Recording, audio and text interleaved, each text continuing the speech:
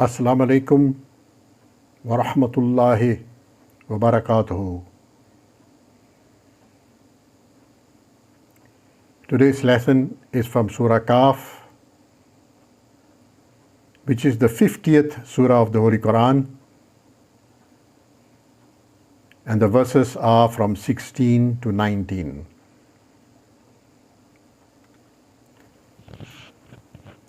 Let us read the verses. أعوذ بالله من الشيطان الرجيم بسم الله الرحمن الرحيم ولقد خلقنا الإنسان ونعلم ما توسوس به نفسه ونحن أقرب إليه من حبل الوريد إذ يتلقى المتلقيان عن اليمين وعن الشمال قعيد ما يلفظ من قول إلا لديه رقيب عتيد وجاءت سكرة الموت بالحق ذلك ما كنت منه تحيد صدق الله العظيم. Let us now go on to the translation of the verses. وَلَقَدْ خَلَقْنَا الْإِنسَانَ. Verily, we have created mankind. وَنَعْلَمُ مَا تُوَسْوِسُ بِهِ نَفْسُهُ. And we know what his self whispers to him. That is what the nafs whispers to him.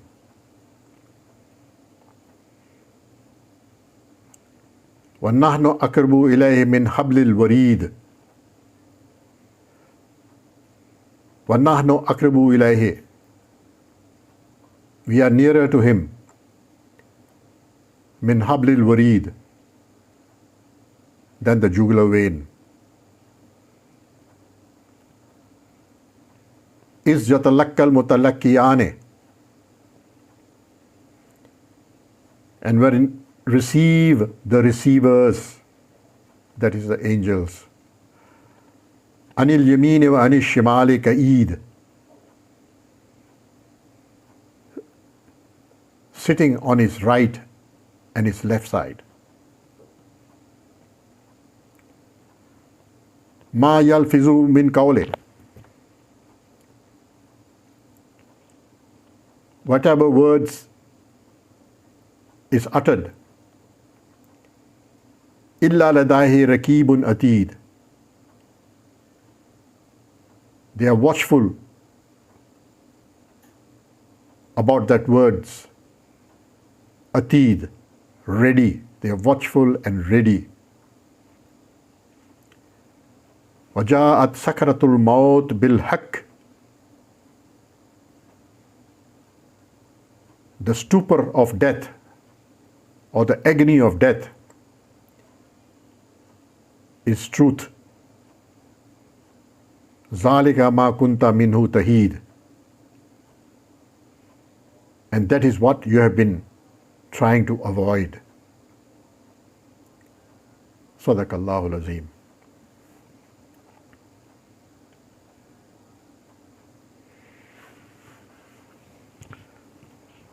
Allah subhanahu wa ta'ala has created mankind. And He knows what His self or the nafs whispers to Him. And nothing is hidden from the Creator. Allah knows the secrets of the heavens and the earth.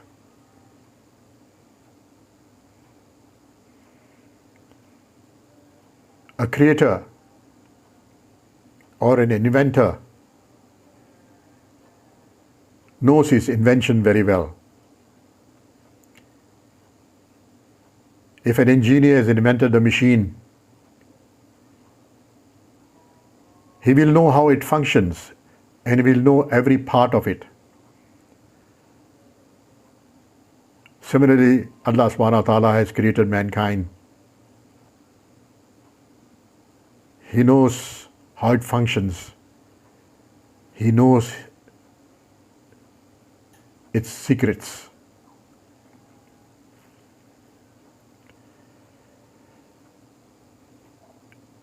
And further on, Allah subhanahu wa ta'ala says, He's nearer than the jugular vein. He's nearer to him than the jugular vein.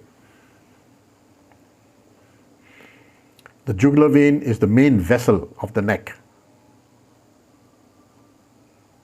And Allah subhanahu wa ta'ala is saying that He is even nearer than the jugular vein. That means He is very close to a person. And in some other parts of the Quran,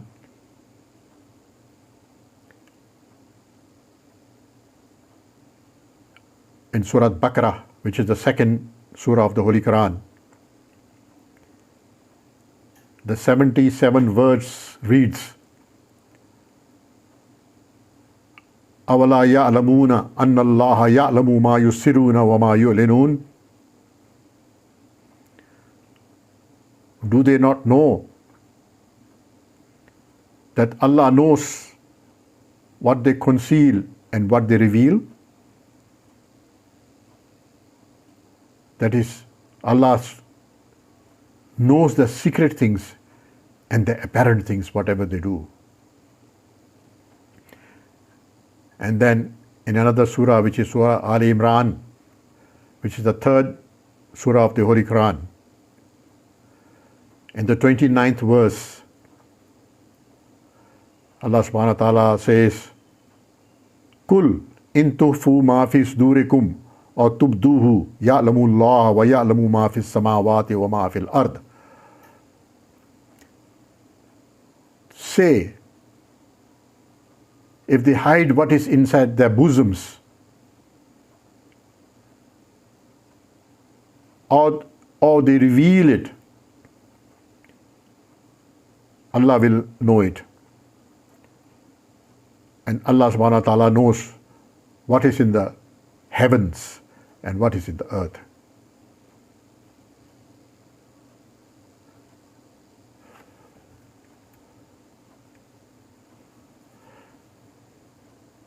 And therefore, nothing is hidden from Allah subhanahu wa ta'ala.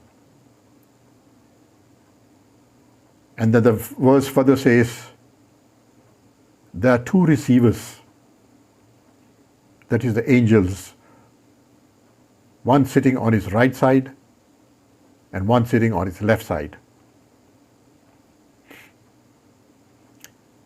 The one on the right side records the good deeds, and one on the left side records the bad or evil deeds of a person. So on the day of Qiyamah or resurrection, the deeds will be weighed,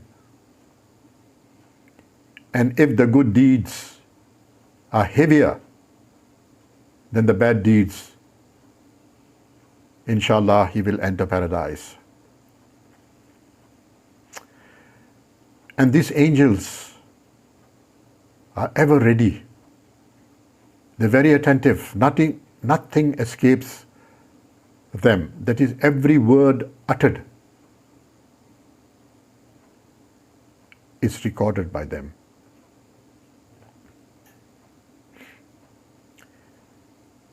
In the hadith it is said, if it is only his self or the nafs which whispers to a person, and that whispering does not come out in the form of words or action, Allah subhanahu wa ta'ala will not take him into account for that. This is one mercy of Allah subhanahu wa ta'ala to His slaves. The thoughts of evil deeds are forgiven as long as they are not uttered or they're made into actions.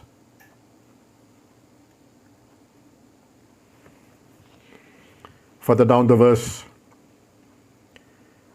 it is said that the stupor of death, the agony of death, is a truth. It is a certainty. I think it is the only certain thing in this world that everyone will die. Everyone has to taste death. And I think it is the ace card which Allah subhanahu wa ta'ala has kept with him.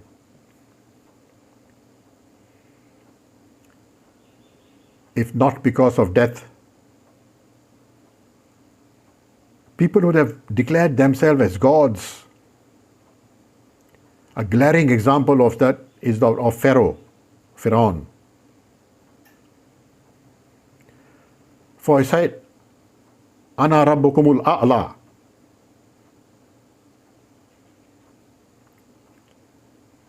When Prophet Moses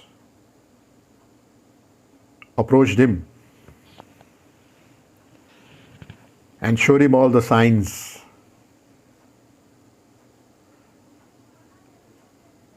Pharaoh turned around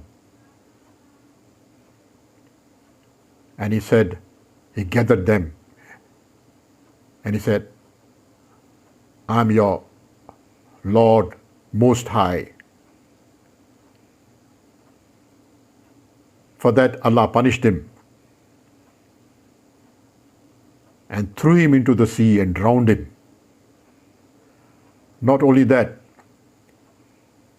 Allah subhanahu wa ta'ala preserved his body for generations to come. And presently he's lying in the museum in Cairo.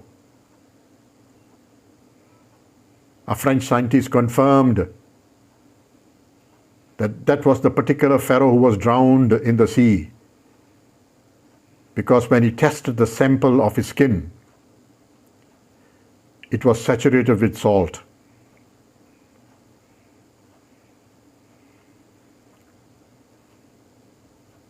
And Allah subhanahu wa ta'ala says, it is the death which you have been trying to avoid. You can't avoid death. Death will come to you even if you're in a fortified castle or locked up in a steel cabinet or safe. Still, when the time of death comes, it will overtake you.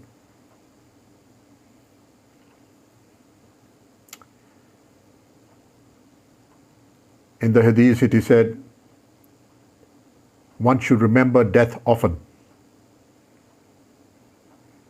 because this softens the heart of a person. And the man comes to know of his reality and how fragile he is, that he is not going to live forever, and ultimately he has to face his Creator. In the Holy Quran, Allah subhanahu wa ta'ala says that the Jews and the Kafirs are most covetous of life. They will want to live for 1,000 years. And in Surah Baqarah, which is the second surah of the Holy Quran, the 96th verse says, وَلَا تَجِدَنَّهُمْ أَحْرَصَ النَّاسِ عَلَىٰ حَيَاتٍ. This is referring to the Jews, that you will find them most covetous from amongst mankind for life. وَمِنَ الَّذِينَ أَشْرَكُوا, and also from amongst the kafirs. يُوَدُّ أَحْدُهُمْ لَوْ يُؤَمِّرُ الْأَلْفَ سَنَةٍ. Every one of them wishes that they live for 1,000 years.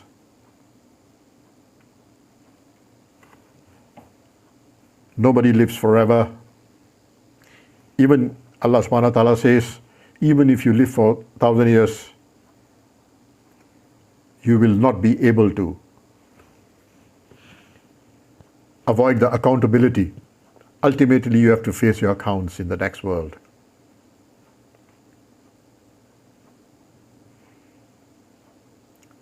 So this is a lesson for today. May Allah soften our hearts and turn us towards the zikr of Allah subhanahu wa ta'ala. Zikr includes the salat, prayers, the tasbih, the glorification of Allah subhanahu wa ta'ala. وَمَا عَلَيْنَا إِلَّا الْبَلَاغُ الْمُبِينُ. Assalamu alaikum wa rahmatullahi wa barakatuhu.